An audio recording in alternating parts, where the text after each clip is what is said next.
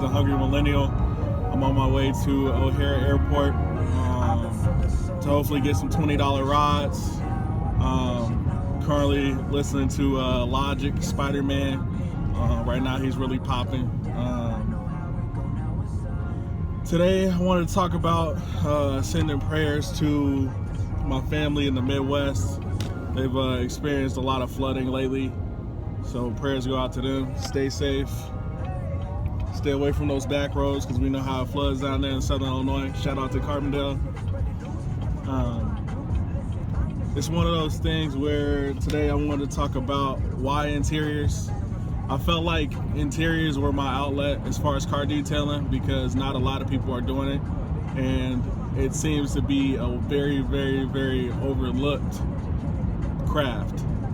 It takes a lot, you know what I mean, to get the dust and, you know, to apply UV cleaner, leather polish, you know, really get in those fine cracks and, you know, get all the crumbs and stuff out of there.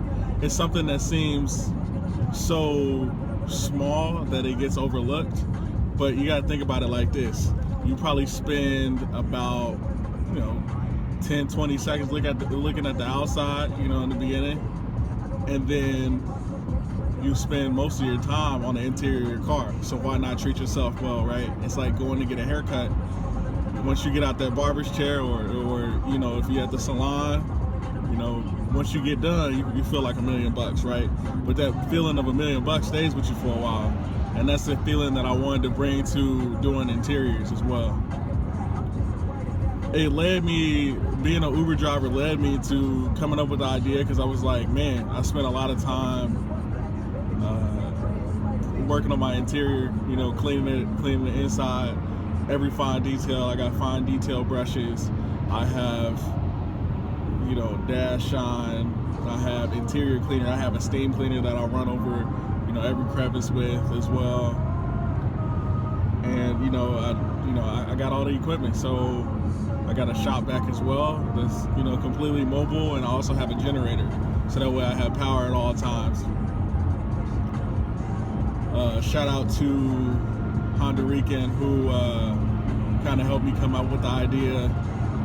She was like, one day we were sitting there, we were talking, and she was like, hey, why don't you do it?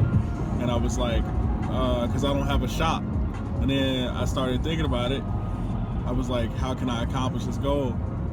And then I talked to my pops. It's like, Dad, man, I'm trying, you know, I really want to, you know, start this business. How do I, you know, how can I go about getting power? Because I was using my car outlet to try to get power, and I wasn't getting the power that I necessarily needed. I almost blew a fuse in my car. So there's that. So from there, I decided that I would, you know, go on Amazon. I ordered a generator, ordered a vacuum. I had all the cleaning supplies that I needed. I went out to Menards. Shout out to Menards. They always got some type of deal. If you're looking for something, you know, in the cheaper direction of hardware, they have a lot of top quality products. I got most of my bags and things there as well. So that was fun. Which leads me to my next topic. Uber. So tips for Uber riders and Uber drivers. First of all, as an Uber driver, yes, you do pay for a service. However, we use our personal cars. So please have respect for them. Don't leave your trash inside of them. If you can, Uber also doesn't have a tipping option. So make sure you leave tips or something. That helps out exponentially. As well as, on the flip side, Uber drivers, make sure you keep your car clean, right? If your car's not clean, that's like going to the office. You working a regular 9 to 5 or whatever, going to the office and you got crumbs on your suit, you got a jelly stain on it, right? Nobody's gonna want to, you know, do business with you, and ultimately your boss is gonna tell you to go home. So in this industry, we are our own bosses. For you guys that don't know, we do our own taxes. We don't work directly for Uber. We're like contractors, right? We're basically like private contractors. I work for Lyft and Uber from time to time, depending on which one's popping as well. So, you know, another thing is from a courtesy standpoint, drivers, make sure that you help your riders with their luggage, load them into your car, because ultimately that's your car, that's your property, and if something does happen, like, you know, they nick it or, you know, scratch your paint, etc., you're going to be highly upset. But at the same time, you did not help that individual get that luggage into that car, and ultimately you're responsible for their transportation, and they're paying you for a service on top of that. Also, riders on the other side, make sure that you're not just pointing at your bag, because we're not a valet service and technically we don't have to touch your bag. Is it a good courtesy to do so? Yeah, it is, right? But we don't have to do that. So try to, you know, work together to accomplish those goals and those feats, and make sure you tip your Uber drivers. Many times, a lot of people don't know that we don't actually get to know the trip before, like, where we're going before we pick you up. So we could have had plans to, you know, go to dinner at 5 o'clock, but you got to go way out to the suburbs. Now we got a 30-minute drive out there, and then we got a 30-minute drive back, which usually, potentially, it doesn't, most of the times it doesn't end up with a ride back into the city. It's very, very rare at, you know, those types of times that people are going back into the city. So be very, very understanding when it comes to that. Also, when it comes to music, like if somebody's playing music or whatever, you can ask them in a polite manner, in a polite tone, to turn it down if you're on the phone. Because a lot of times we're not really paying attention to you because we're not trying to make awkward eye contact with you in the back. So make sure you like, hey, you know, I'm about to make a phone call real quick. Can you turn it down real quick?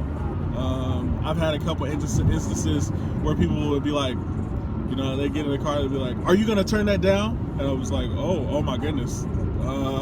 Yeah, I can, you know, but they were already on the defensive right before they even got in. Not every person is the same. Not every Uber driver is the same. So have that respect that you're not always going to have the same experience.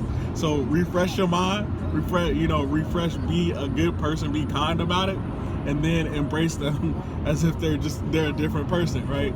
Because, you know, we don't want to prejudge those individuals based off of what one or two individuals or experiences you've had, right? Because everybody's different.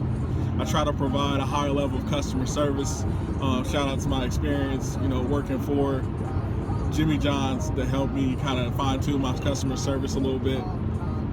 But all in all, it's helped me. I probably, with tips, I mean, you'll probably get anywhere between, you know, sometimes you get days where you don't get tips. But I've noticed the more that I get out and proactively grab the bag, I literally get to the point where I meet them at the curb and I'm like, oh, I'll handle this, sir, ma'am. You can just get in. I'll put your bag in the trunk, right? So at that point, you know, I handled it. I met them there, and that's another convenience. When they look around and they see all the other Uber drivers just sit in their car watching everybody put their stuff in the trunk, they have more respect for you because you went out of your way to provide a basic level of customer service. That's not, you know, you're lifting a bag. If anything, like, you've been driving around all day as an Uber driver, it's good to get some exercise, get out, you know, stretch your legs out. So look at it in a positive light, and you'll go far when it comes to, like, Uber driving. Also, for those who want to get into Uber driving, it's not always sweet. It's like when I was running, you know, sub shop, my thing is I try to tell the drivers, stay positive, keep doing what you do on a regular basis, but not everybody's going to tip, not everybody's going to be nice, not everybody's going to be cordial, because everybody wasn't raised the same way, and they didn't have the same upbringing. I meet people from millionaires all the way down to, you know, people that are just, you know, Uber pulling to try to, you know, make ends meet for their family. They got 2, 3, 4 jobs. But in that boat, nobody's the same. Nobody's the same person, right? Not all of them have the same personality. I meet, you know, super rich people who are super snobby, and then I meet super rich people who are like super kind and polite, right? So everybody plays a different spectrum. So when somebody does get in your vehicle, or you get in somebody's vehicle, give them a clean slate. So also, one thing that I kind of wanted to address is making sure that, like, you're keeping a positive attitude, right?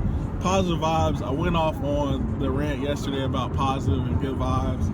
The thing is like, yeah, you know, they're great to have, but at the end of the day, you have to find a place in yourself inside you where you're like, I'm gonna do this, right? You have to find something that motivates you, right? Besides people saying good vibes, because you're not gonna always have people there. I think some of my deepest, darkest moments were, I'm in, I'm in the military, and we're going through, brush or debris or whatever. We're cold, we're freezing. It's 30 degrees outside. My boots are wet, my socks are wet. Everything's wet. My entire uniform's drenched because we can't use umbrellas or anything like that. And you have to find that mental fortitude to keep going, because everybody's hungry, everybody is cold, everybody is wet, and nobody really cares about your problems in that instance. So you got to make sure that you're powering through and you're doing everything that you can do to stay positive, because you don't want your negativity to rub off on the next person. So you have to find it within yourself to combine that action with the positive vibes, and you'll go far. Anyway, this is the Hungry Millennial. Tommy out.